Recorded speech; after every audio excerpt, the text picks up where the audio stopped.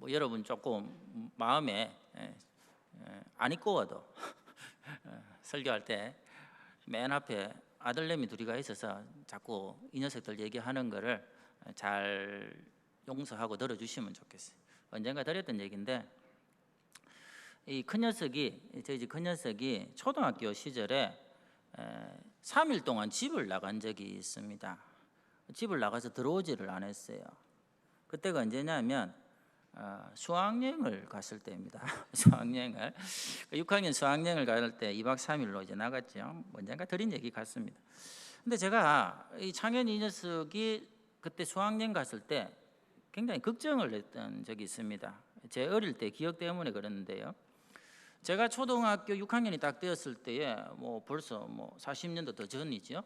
그때 갑자기 수학여행이라는 게 없어졌어요. 근데 저희 작은 형은 갔단 말입니다. 근데 저희 작은 형하고 저는 굉장히 이렇게 조금 형제지만 더 각별했던 것 같아요. 형을 보면 마음도 너무 편해지고, 형은 공부도 저보다 훨씬 더 잘하고, 그리고 형은 시도 잘 썼습니다. 시를. 초등학생이 시를 쓰면 얼마나 쓰겠나 싶지만요, 안 그래요. 형은 딱 떠오르면, 시상이 떠오르면 착 쓰면 무조건 대상이에요. 그냥 학교에서 대상이 아니라 영도구 전체에서도 대상이에요. 심지어 초등학교 5학년이 시만 쓴 게 아니라 시조를 썼어요. 시조 모릅니까? 꿈 이런 거 하노라, 이 몰라요. 근데 형이 딱 써놓은 거 보면 진짜 조선시대 선비가 이래도 안 쓰겠나, 이런 느낌이 딱 들던 거예요. 근데 저는 시에 대해서 전혀 이게 안 돼요. 시는 안 돼. 그래서 저는 학교에서 시 숙제가 나오면 어떻게 할까요? 형님이 쓰다 버린 시들이 있습니다. 형님이 쓰다가 숙제로 안 내고 입상을 안 한, 자기가 습작으로 쓰다 버린 시, 그걸 제가 다 모았다가 거기서 골라가지고 그래가지고 제출하고 이렇게 했을 정도입니다. 거기다가 신앙도 좋아요. 구름을 보면서 저 구름 저 너머에 우리 주님 계시겠지. 그 천국 얼마나 좋을까. 초등학생이 이런 말 하나. 그 노래 불러라면 함께 갑시다 내 아버지지, 이런. 그러면서 하루는 저한테 그러더라고. 종술이, 너 형 말 들으라 하더라고요. 왜요? 왜? 이랬더니, 내가 목사할 거다. 네 어디 가서 이제 목사한다 하지 말고 내가 목사를 할 거다, 이렇게 얘기할 정도였어요. 그런데 각별하니까 보고 싶잖아요. 3일 떨어져 있으니까. 3일 동안 수학여행 잘 하고 왔습니다. 밤늦게 기다려도 안 오는데 새벽에 도착해가, 제가 아침에 깨자마자 형이 해롱해롱 하고 있는데 가서, 형 재밌었어 얼마나 재밌었어 말해봐, 이랬더니 그 신앙 좋은 형이 갑자기 노래를 흥얼흥얼 하더라고요. 무슨 노래가 나오느냐, 꽃피는, 이렇게 시작이 돼요. 참 구성지게도 부럽디다. 목은 또 쉬어가지고 이게 트로트 가수처럼. 그러니까 거기서 그런 노래하고 춤추고 그렇게 놀다가 완전히 애를 베려놓은 거예요. 더 놀란 것은 저한테 정말 잘하거든요. 종수라, 이렇게 얘기하잖아요. 오랜만에 봤을 때 뭐라냐, 임마, 이렇게 얘기해요. 임마, 너 물 가져와, 이렇게 얘기하는 거예요. 하여튼 그거 회복되는데 오래 걸렸습니다. 그래서 저는 저희 집 아이도 그 수학여행 갔다가 그래 못되게 돼서 돌아올까 싶어가 걱정을 딱 많이 했는데, 3일째 저녁에 오더니 똑같아요. 3일 전이나 여전히 애띠고 순수하고 엄마 아빠 하면서 안기고, 더군다나 제가 수학여행 가서 쓰라고 용돈을 좀 줬거든요. 그것도 하나도 안 쓰고 도로 다 가져오면서 저를 돌려주는데 얼마나 착한지. 하여튼 근데 왜 이렇게 하나도 안 바뀌었을까 라고 생각하는 찰나에 집사람이 여행 가방을 딱 정리하는데 뭐가 탁 떨어지는 거예요.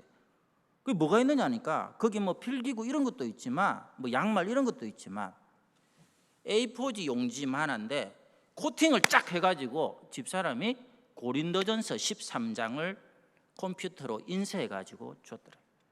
아침 저녁으로 그 책받침에 적혀있는 말씀을 보면서 지냈으니까, 아하, 하나님의 말씀이 결국은 우리 아이들을 지키는구나, 이런 생각을 하게 됐죠. 오늘 레위기 말씀도 마찬가지입니다. 성경의 모든 말씀은 우리 자신과 자녀들과 다음 세대를 지키는 귀한 말씀들입니다. 오늘 이 말씀을 잘 지켜내므로 그 말씀이 우리의 삶을 지키시는 은혜의 주인공들 되시기를 바랍니다. 19장 전체를 나중에 다 읽어보시면 좋겠고요. 여기 출애굽기 20장, 신명기 5장의 십계명의 내용이 상당 부분 다시 언급되고 있습니다. 눈으로 한번 따라오실까요? 3절에 부모를 공경하라, 안식일을 지키라, 4절에 우상을 만들지도 섬기지도 말라, 11절 이유를 쭉 보시면 도둑질하지 말라, 거짓 증거하지 말라, 이웃을 것을 탐내지 말라, 십계명 대부분이 반복이 되고 있습니다. 그런데 제가 전포교회 와서 십계명에 관한 설교는 출애굽기 신명기 할 때 한 3번 이상 했던 것 같습니다. 그래서 오늘은 그 부분은 싹 빼고 다른 메시지를 오늘 좀 전하고자 합니다. 2가지인데요. 첫 번째, 오늘 제목 그대로입니다. 주보에 나온 대로 너희는 거룩하라 하는 말씀입니다. 2절을 우리 같이 읽도록 하겠습니다. 2절입니다. 시작. 너는 이스라엘 자손의 온 회중에게 말하여 이르라. 너희는 거룩하라. 이는 나 여호와 너희 하나님이 거룩함이니라. 아멘. 성경을 보면 우리가 구원받은 이후에 하나님께서 여러 가지 명령을 주시는데요. 그 중에 가장 중요한 명령은 뭐냐 하면 너희는 거룩하라 하는 것입니다. 이것을 흔히 성화의 명령 이렇게 부릅니다. 이게 왜 중요하냐니까 구원받은 하나님의 백성들의 목표는 뭐냐 하면 그 하나님을 닮아가는 것이죠. 자, 그런데 우리를 부르신 하나님은 어떤 분이다?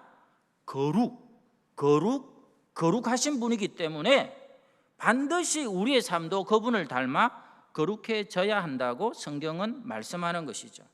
자, 거룩에 대해서 여러분 수도 없이 설교를 들었습니다. 다시 한번 정리합니다. 원래 거룩이라는 말은 구별됩니다 하지만 조금 더 정확하게 표현하면 피조물과 완전히 구별됨 이걸 뜻합니다. 그러니까 누구에게만 해당되죠? 하나님 한 분에게만 해당되는 단어고 속성이에요. 그런데 이게 우리에게도 하나님이 적용을 시킬 때는 어떻게 됩니까? 구별되는데 피조물과 하나님이 구별된다면 우리는 무엇과? 하나님이 만드신 이 세상과 다르고 구별되는 모습으로 살아갈 때 거룩이다 이렇게 설명을 하죠. 이런 얘기를 한번 드려보겠습니다. 폐인이라는 말 아시죠? 폐인. 저희 집 애들이 어릴 때 저한테 그런 얘기 한 번씩 했습니다. 아빠 그 우리 친구 중에 걔 있잖아. 걔 왜? 걔 요즘 게임 폐인이야 이렇게 얘기하더라고요. 하루에 6시간 7시간씩 컴퓨터 앞에 앉아서 게임만 해 이렇게 이야기해요. 무슨 얘기인지 아시겠죠? 폐인이란 말. 그런 얘기하던 저희 집 애들이 지금 요즘 거의 폐인이 되어가고 있다 이렇게 생각을 합니다. 어쨌든 자 들어보세요.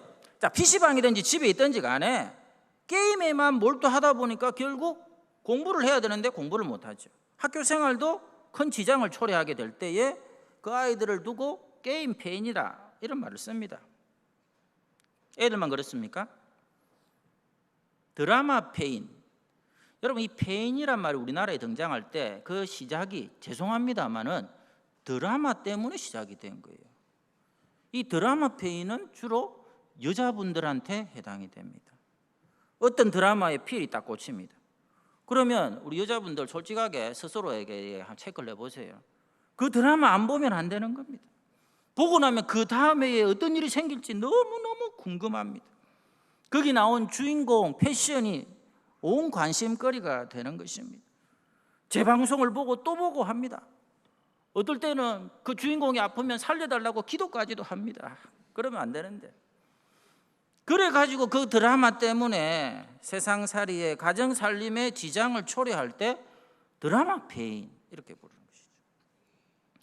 그러니까 이 폐인이 된다는 말 속에는 너무 거기에 빠져서 세상과는 분리되고 어떤 게 보면 세상에서 쓸모없는 사람이 된다라는 뜻이 포함이 되죠.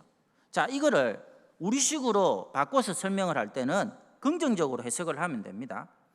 세상과 분리되고 구별되는데 너희는 거룩하라는 이 말씀을 다르게 표현하면 너희는 하나님 폐인이 되라. 하늘 소망 폐인이 되라. 십자가 폐인이 되라. 이런 의미입니다. 드라마 폐인, 게임 폐인이 되면 거기에 몰두해 버려서 세상과는 벽을 쌓고 사는 것처럼 보이고 세상에서는 사람들이 좀 쓸모없다고 여겨지지만 우리의 마음 역시 오로지 하나님께 다 갔어.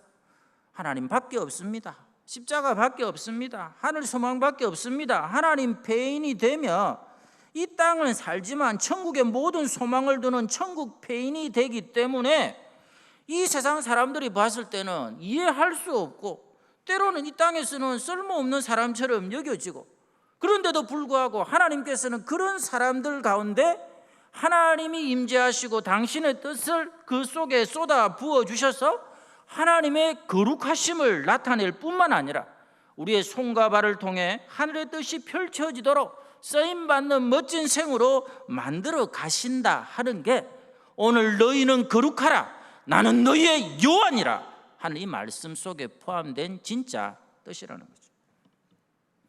오늘 우리가 이 코로나가 유행하는 이때 예배 드리는 목적이 뭡니까? 폐인되지 않은 거예요. 오늘도 은혜 받아가지고 어떤 상황 속에서도 하나님 한 분밖에 만족거리가 없는 것이죠.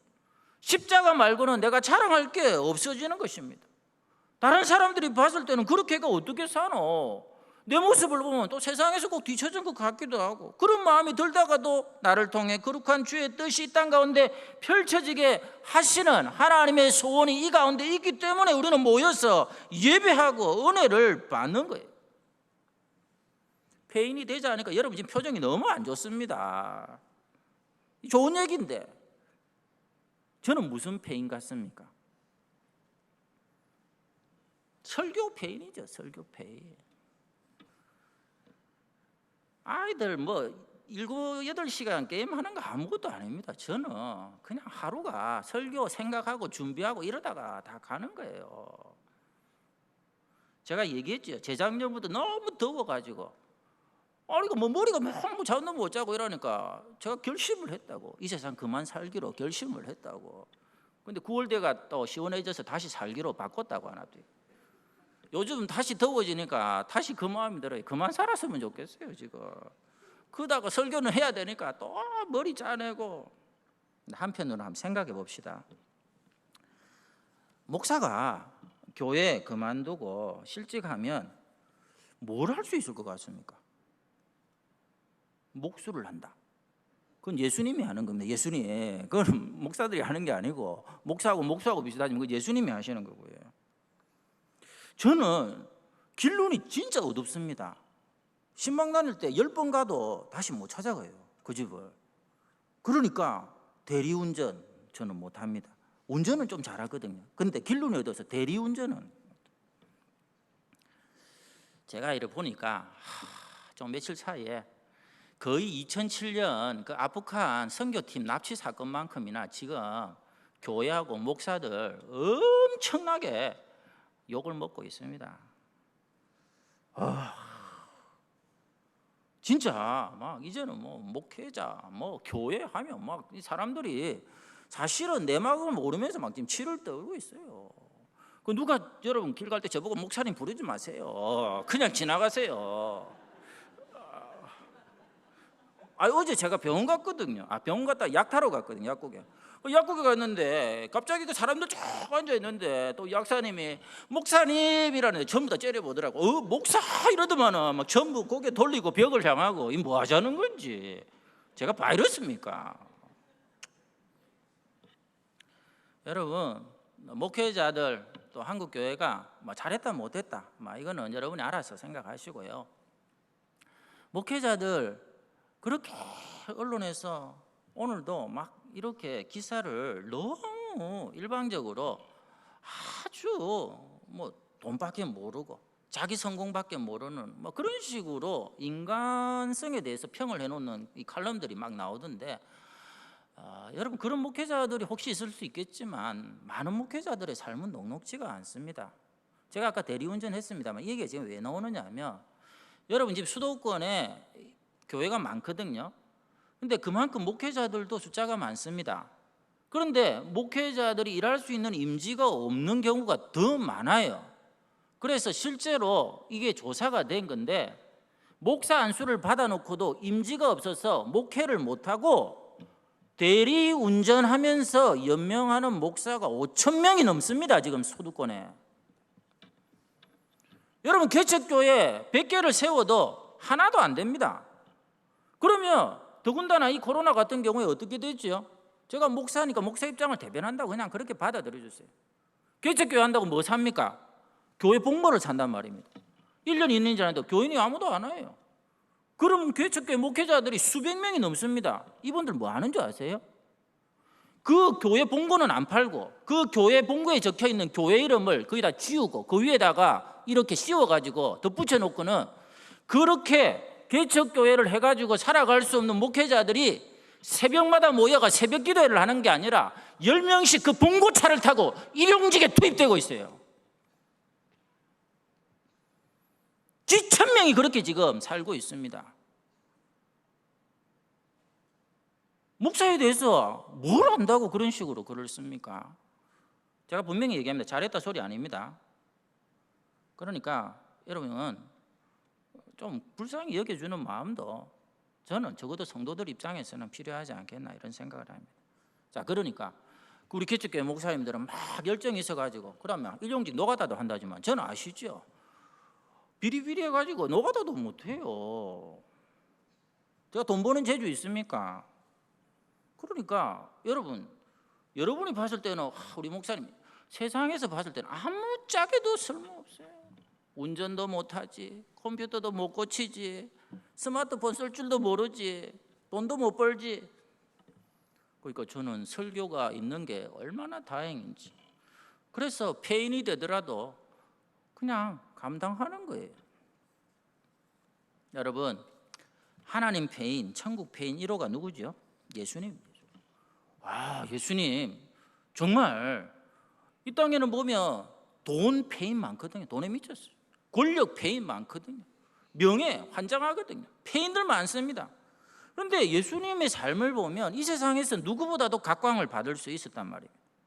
오병 이후 사건 이후를 한번 봅시다. 그때 당시에 인구가 많으면 얼마나 많겠습니까? 그런데 수만 명이 예수님을 왕으로 옹립하려고 했었습니다. 그러니까 당시 유대 사회에서 봤을 때는 요즘 뭐 대선 후보 지지율 뭐 20% 30% 해가지고 뭐 난리법석을 피우는데 이거 잽이 안 돼요. 지지율 90%라니까. 지지율 90%. 그러니까 여기서 누릴 수 있는 게 얼마나 많습니까? 그런데 예수님이 열광하는 그 사람들을 뒤로하고 산으로 싹 들어가 버려. 기도하러 가버렸어요. 그리고 그 다음날 나타나서 뭐라 하죠? 마음을 하나님께 만드십시오. 세상 등지고 하늘 소망으로 살아가십시오. 이렇게 얘기하니까 얼마 전까지는 예수님 좋다고 막 이렇게 죽게 세우던 사람들이 보니까 지금 이스라엘을 로마 제국에서 독립을 해야 되는데 그걸 도와줄 줄 알았는데 그거 도와줄 생각이 없는 것 보니까 자기들 입장에서 더 이상 쓸모가 없는 폐인으로 여기고 십자가에 매달아 죽여버려요. 근데 그 폐인을 통해서 하나님은 세상을 구원하시고 인생들을 살리십니다. 사랑하는 성도님들, 우리가 몸을 입고 살아가는 이상 아까운 것들이 있죠. 돈도 아깝고 자식도 아깝고 집도 아깝고 외모도 아깝고 또 눈에 보이지 않지만 어떤 기회가 주어질 때 놓치는 거 생각하면 아깝고 명예도 지위도 권력 같은 것도 때때로 다 아깝고 소중하게 여겨지는 것입니다. 근데 중요한 것은 거기에 매이면 하나님이 원하시는 거룩은 요원해지는 것입니다. 그것이 아깝다고 자꾸 내가 지려고 하지 마시고 그걸 어찌해 보려고 몸부림치지 마시고 그 모든 것을 하나님 손에 다 맡겨버리는, 정말 하나님 한 분에게 옳기를 해버리는 하나님 폐인이 될 때에 그걸 믿음이라 이렇게 부르고요. 그 믿음을 통해서 하나님이 또한 크고 놀라운 일들을 우리 가운데 역사해 주실 줄 믿습니다. 두 번째, 남을 배려하라 하는 메시지가 오늘 등장합니다. 9절 10절을 우리 같이 읽도록 하겠습니다. 9절 10절입니다. 시작. 너희가 너희의 땅에서 곡식을 거둘 때에 너는 반 모퉁이까지 다 거두지 말고 내 떨어진 이삭도 줍지 말며 내 포도원의 열매를 다 따지 말며 내 포도원에 떨어진 열매도 줍지 말고 가난한 사람과 거류민을 위하여 버려두라. 나는 너희의 하나님 여호와이니라. 오늘 하나님이 원하시는 것은 읽은 그대로입니다. 하나님을 닮아서 거룩한 백성이 된다는 것은 다른 사람을 섬기는 모습으로 나타나야 됩니다. 여러분 이 말씀 쭉 보시면 어떻게 되죠? 곡식이나 과일들을 따고 추수를 할 때 뭐 하지 마라? 싹쓸이 하지 마라. 이렇게 조금씩 흘려라 하는 것이죠. 일부러라도 흘려서 가난한 사람과 거류민과 나그네들이 이것을 가져갈 수 있도록 배려하라 하는 것입니다. 그래서 저는 요즘 그 싹쓸이 그 세 분 요 말씀 좀 알아야 됩니다. 본인들 싹쓸이 하겠다고 뭉쳐가지고 음원 차트 1위 하고 온갖 CF 독점을 하고 거의 싹쓸이 하고 있는데 그 계속 그래 하면 하나님 싫어하세요. 제가 개인적으로 유재석 좋아하거든요. 그분 좀 안 그래도 기부왕이긴 하지만 오늘 말씀처럼 좀 흘려보내고 이런 것도 하시면 좋겠다 싶어요. 실제로 오늘 이 말씀뿐만 아니라 이 5절에서 8절을 보면 재미있는 내용이 나오죠. 화목제물을 드렸다가 이제 고기는 다시 먹지 않습니까? 그런데 3일째 되는 거는 먹는다 못 먹는다? 못 먹는 정도가 아니라 먹으면 하나님이 가만 안 두겠다고 얘기하시죠. 그러니까 이게 참 이상하지 않습니까? 뭐 먹는 것 같고 하나님 자꾸 이러시나? 사실은 하나님의 의도가 뭘 것 같아요? 그 재물이 생겼어, 그 고기가 생겼을 때 그냥 꼬불쳐 두지 말고 이틀 안에 빨리 나눠 먹으라 이 말이에요. 못 먹는 사람들 찾아가지고 챙겨가지고 배려하고 섬기라 이 말씀이거든요. 그러니까 남을 배려하는 게 하나님을 닮아가는, 자신의 아들을 내어주신, 아낌없이 내어주신 그 하나님처럼 내 것을 아끼지 않고 내어줄 수 있는 하나님의 자녀로 살아가는 모습. 근데 이게 쉽지 않단 말입니다. 이유는 뭡니까? 간단하죠. 자기 문제에 빠져 있기 때문에 그렇습니다. 잘 아는 얘기 중에 이런 게 있죠. 어떤 사람이 의사를 찾아왔습니다. 어디가 아프세요? 온 데가 다 아파요. 여기저기 안 아픈 데가 없어요. 아, 그래요? 그래서 이 사람을 머리끝에서 발끝까지 전신 CT를 딱 찍습니다. 의사 선생님이 원인을 찾아냈죠. 원인은 뭐다? 손가락에 금이 가 있는 거죠. 뼈에 손가락에 금이 가 있는 거예요. 그러니까 어떻게 됩니까? 금이 가 있는 손으로 머리를 만지면 머리가 아픈 거죠. 무릎을 만지면 무릎이 아프다고 생각해. 왜? 뼈가 금이 가 있으니까. 그 손이 가는 데마다 배를 만지면 배가 아프고 허리를 만지면 허리가 아프고 만지는 데마다 아프다고 난린 것입니다. 여러분 마찬가지입니다. 내 자신에게 문제가 있으면 내 자신에게 사실은 문제가 있는데 이 사람 모르냐니까 누구를 만나도 일이 안 된다고 생각해요. 무슨 일을 만나도 만사형통이 아니라 불통이라고 얘기합니다. 왜 나만 어렵냐고 얘기합니다. 왜 나에게 고통이 있냐고 이렇게 얘기하는 것입니다. 그런 사람이 다른 사람을 위해 뭘까 할 수 있습니까? 안 되죠. 이재철 목사님이라는 분이 있습니다. 그 고은아 옛날에 영화배우, 요즘 무슨 유튜브 이 사람 말고 너무너무 귀한 권사님 있죠. 새롭게 아소서를 진행하셨던 그 고은아 권사님의 남동생이죠. 이재철 목사님. 그 홍성사를 세웠던 거. 이분이 설교할 때 이제 그 얘기를 하시더라고요. 자기는 부흥에 가면 첫날 이분은 조금 그렇습니다. 성도들의 어떤 책임을 많이 강조하시거든요. 젊은이들이 여름 되면 이제 단기 선교 같은 거 많이 가지 않습니까? 큰 교회, 거의 1000명 단위로 가는 교회 가서 집회를 할 때 이렇게 얘기합니다. 제발 선교 간다고 떠들지 말고 다른 사람 배려 좀 하십시오. 제가 선교지를 돌아보니까 정말 황당한 일들 많습니다. 그 중에 하나가 뭐냐면 왜 선교사님들 집에 장롱 안에 왜 대한항공 담요가 그렇게 많냐고 이렇게 얘기를 하는 거예요. 감이 오십니까? 단기 선교팀이 가는 겁니다. 비행기를 막 10대 20대 막 전세를 내가 큰 교회에서 가는 겁니다. 자, 그런데 이미 일정을 소개하거든요. 자, 그러면 동남아를 가면 뭐 35도, 40도 선교 현장까지 이동하는 차가 있단 말입니다. 그럼 비행기에서 딱 내리면 선교 현장까지 옮겨주는 이동하는 그 선교 단원들을 태운 그 차는 도착할 때까지 그야말로 에어컨을 있는 대로 튼답니다.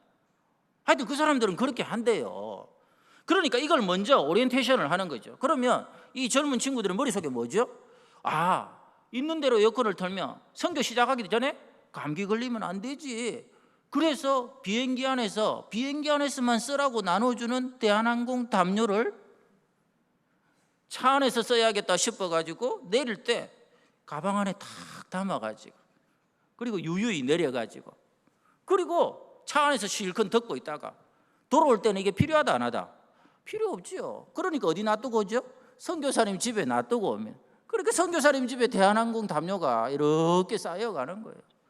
선교하러 가는 사람들이 그렇게 하면 되냐고. 왜 다른데 사람들 민폐를 끼치냐고. 목사님이 이렇게 설교를 하니까 그 청년 하나가 도전이 되어서 목사님 은혜 받았다면서 막 싱글벙글하는 거예요. 그래서 목사님도 기분이 좋아가, 청년 형제, 형제는 선교 몇 번 갔어요? 10번도 넘게 갔죠. 형제는 그래 안 하죠? 했더니 안 하죠. 저는 대한항공 말고 아시아나 담요를 주로 이렇게 꼽을 친다고.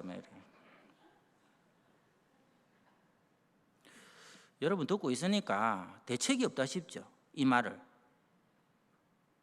안 그렇습니다.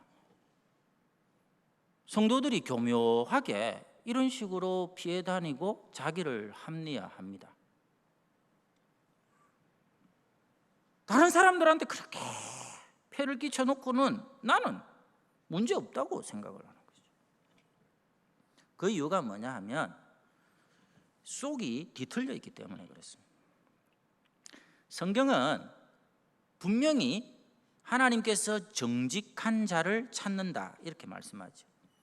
여러 번 말씀드립니다. 정직은 뭐다? 마음이 직선인 것을 말합니다.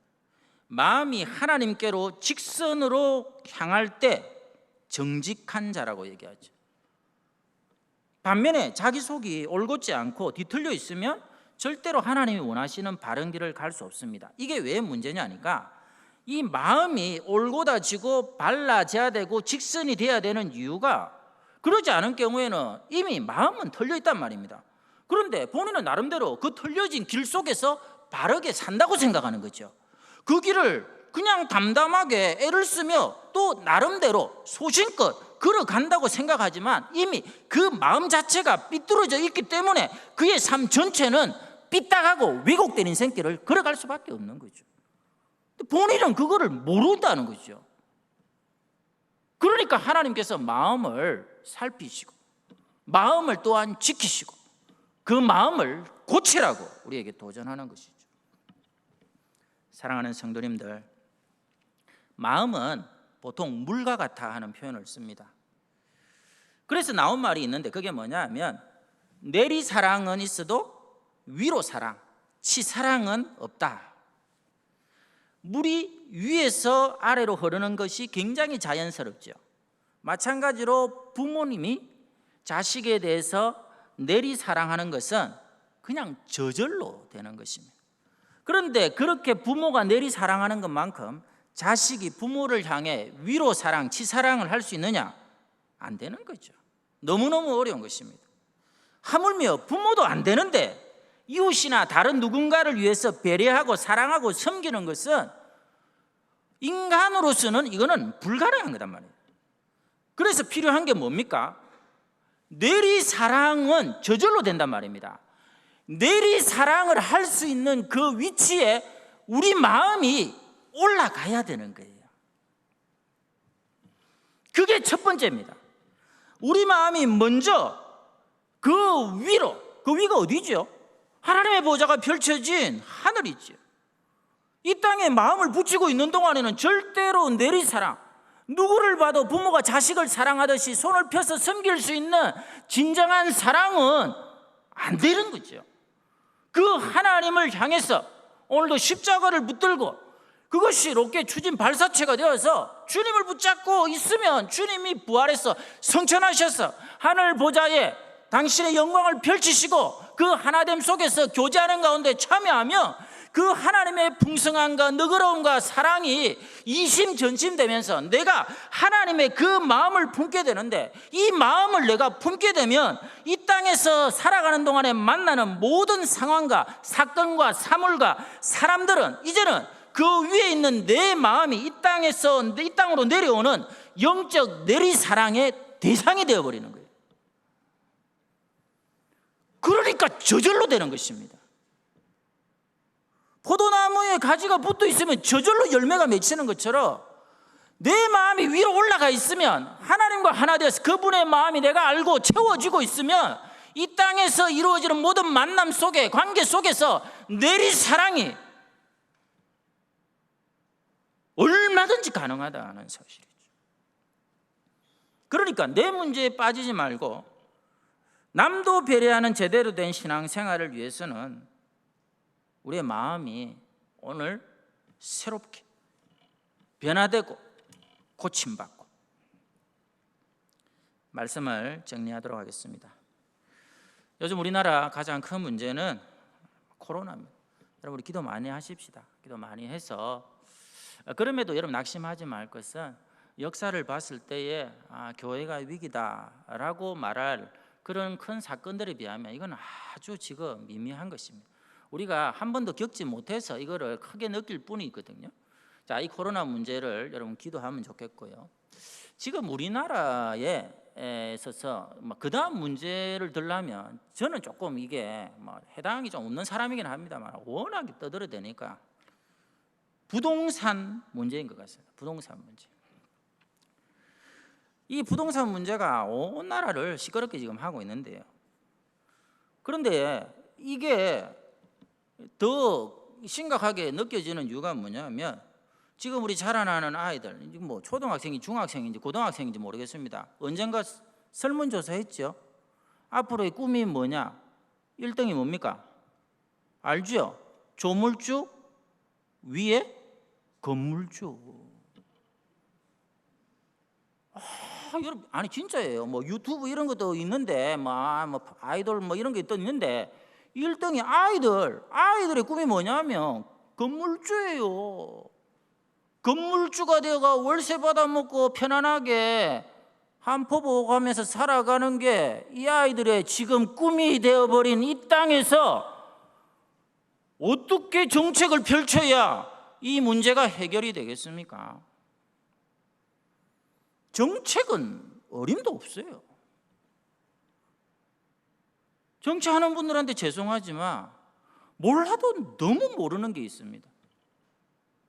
사람이 얼마나 죄성이 깊다는 것을 너무너무 몰라요. 사람의 죄성은 여러분 고래 심줄보다 더한 것입니다. 이거를 십자가로 끌어내지 않는 이상은 서로를 위해 섬기고 배려하는 진정한 행복과 에덴의 회복은 절대로 이루어질 수 없죠. 집 문제는, 이 부동산 문제는, 이 뭐 제가 경제 뭐 이런 거 아닙니다.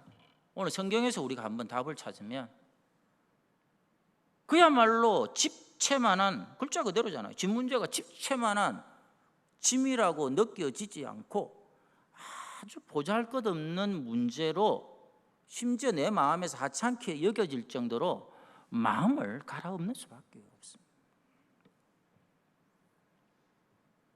그래야 진짜 살만한 세상은 오게 됩니다. 한 가지 영화 본 얘기를 하고 진짜 정리하겠습니다. 어제 집에 있으니까 영화를 하나 하더라고요. 여러분 아시죠? 저는 뭐 이렇게 역사적이고 뭐 이렇게 고전적 이런 거 안 봅니다. 무조건 까부수고 이런 영화 좋아하고 주로 마블 이런 거 좋아합니다. 성도들은 모르시네. 앤트맨이라고 하더라고요. 어제 앤트맨. 그 영화를 하나 봤습니다. 앤트맨 뭡니까? 개미 앤트. 개미처럼 작게 되는 거예요. 개미처럼 작게 되는 거. 거기 보면 모든 것을 작게 만드는 과학자가 등장을 합니다. 그런데 어제 어떤 장면이 나오느냐면, 주인공 얘기는 차치하고요.